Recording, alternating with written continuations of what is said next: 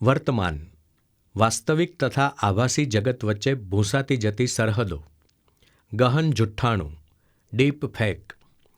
આપણા રોજબરોજના કામમાં ડિજિટલ ટેકનોલોજીના ઝડપથી વધતા જતા પ્રભુત્વને કારણે જાહેર માધ્યમો દ્વારા પ્રસારણ માટે તૈયાર થતી સામગ્રીમાં ઘણી બધી વાર કૃત્રિમ સામગ્રીનો સમાવેશ થઈ જતો હોય છે.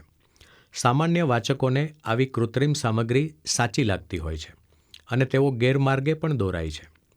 તાજેતરના વર્ષોમાં કમ્પ્યુટર વિઝન, કોમ્પ્યુટર દ્વારા બોલચાલની ભાષાને સમજવાની ક્ષમતા, નેચરલ લેંગ્વેજ પ્રોસેસિંગ, કમ્પ્યુટિંગ ક્ષમતા, વિશાળ માત્રામાં ઉપલબ્ધ ડેટા, સોશિયલ મીડિયાના વ્યાપ તેમજ આર્ટિફિશિયલ ઇન્ટેલિજન્સ એટલે કે એઆઈના ક્ષેત્રે અકલ્પ્ય વિકાસ થતો રહ્યો છે.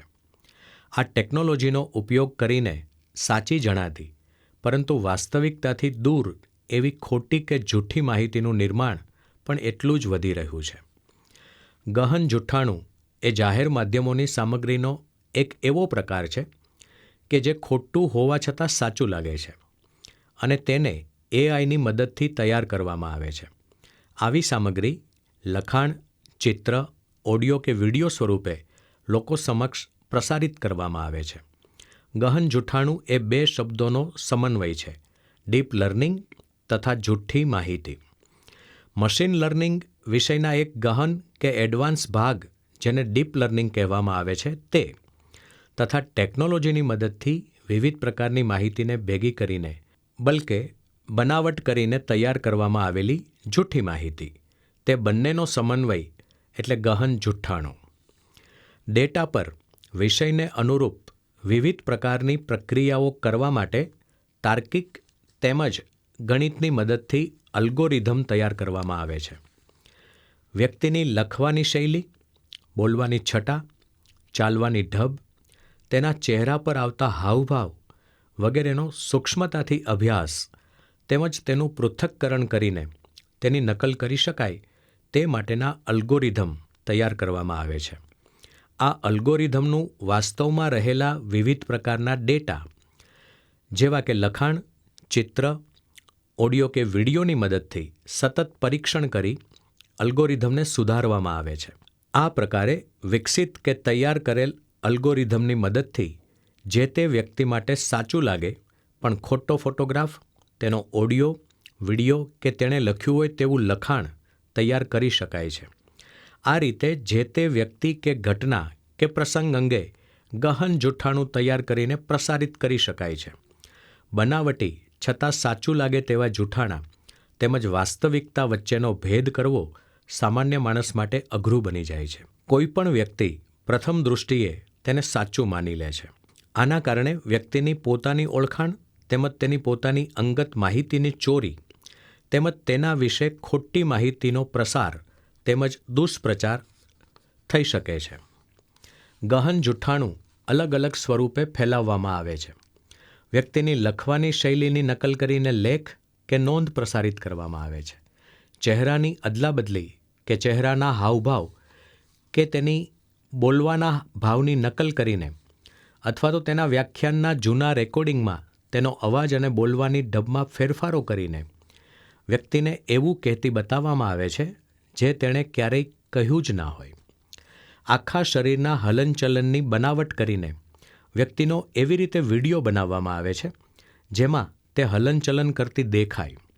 આના કારણે ગહન જુઠ્ઠાણું લોકોમાં ખોટી માહિતીનો પ્રસાર તેમજ ગેરસમજ અસરકારક રીતે ઊભી કરી શકે છે. ગહન જુઠ્ઠાણું લોકોમાં અંદરોઅંદર રહેતો વિશ્વાસ તોડી શકે છે તેમજ તેમની માન્યતા તથા વિચારને બદલી શકે છે. આની અસર તેમના રોજબરોજના વ્યવહારો પર તો પડે જ છે અને ચૂંટણીના પરિણામો પણ બદલી શકે છે. જે વ્યક્તિ કે સમૂહ વિશે આ પ્રકારે જુઠ્ઠાણું ફેલાવવામાં આવ્યું હોય તેની પ્રતિષ્ઠા ખરડાય છે. જે પ્રકારે ગહન જુઠ્ઠાણાનું ચલણ વધતું જાય તે જોતાં કલા અને મનોરંજનના ક્ષેત્ર પર તેની સવિશેષ આડી અસરો જોવા મળી રહી છે. તેમજ ઇલેક્ટ્રોનિક તથા ડિજિટલ માધ્યમોની વિશ્વસનીયતા ઝડપથી ઘટતી જાય છે. આપણા સમાજ સમક્ષ આ એક મોટો કાનૂની પ્રશ્ન ઊભો થઈ ગયો છે.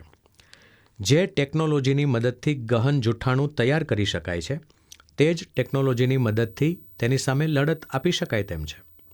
ડિજિટલ ફોરેન્સિક વિદ્યાશાખાના સાધનો એટલે કે ટૂલ્સની મદદથી ડિજિટલ સામગ્રીમાં રહેલી અસંગતતા ચકાસી શકાય છે, તેમજ મૂળ ડિજિટલ સામગ્રીમાં કશોય પણ ફેરફાર થયો છે કે નહીં તે પણ જાણી શકાય છે. કોઈપણ મૂળભૂત લખાણ, વ્યાખ્યાન કે વિડીયોમાં સ્વીકૃત વ્યક્તિઓ કે સંસ્થાઓ દ્વારા સર્વાનુમતે ફેરફાર કરવામાં આવે તો તે માન્ય રાખી શકાય, પણ સ્વીકૃત વ્યક્તિઓ કે સંસ્થાની જાણ વગર બારોબાર કોઈપણ મૂળભૂત લખાણ, વ્યાખ્યાન કે વિડીયોમાં ફેરફાર થવા દેવો ના હોય તો તે માટે બ્લોકચેઇન ટેકનોલોજીનો અસરકારક રીતે ઉપયોગ કરી શકાય છે. જો કે તે માટે પદ્ધતિસરનું પૂર્વ આયોજન કરવું જરૂરી છે.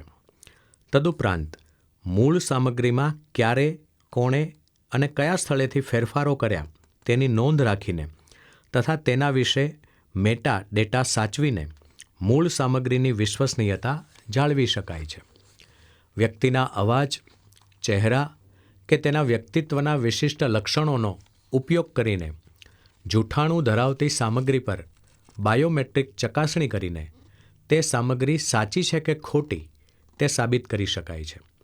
વ્યક્તિના ચહેરાના હાવભાવ, બોલતી વખતે હોઠના ભાગનું હલનચલન, અવાજમાં જણાતું સાતત્ય વગેરે લાક્ષણિકતાઓના આધારે ગહન જૂઠાણાને ખોટું સાબિત કરી શકાય છે. ટેકનોલોજીના ઉપયોગની સાથે સાથે લોકોમાં ગહન જૂઠાણું કેવી રીતે તૈયાર કરી શકાય છે તથા તેના કેવા ખોટા પરિણામો આવી શકે તે અંગેની સામાન્ય સમજ કેળવી શકાય છે. તેના કારણે સામાન્ય વ્યક્તિ પ્રસારિત થતા રહેતા જૂઠાણાને સરળ રીતે નહીં સ્વીકારે.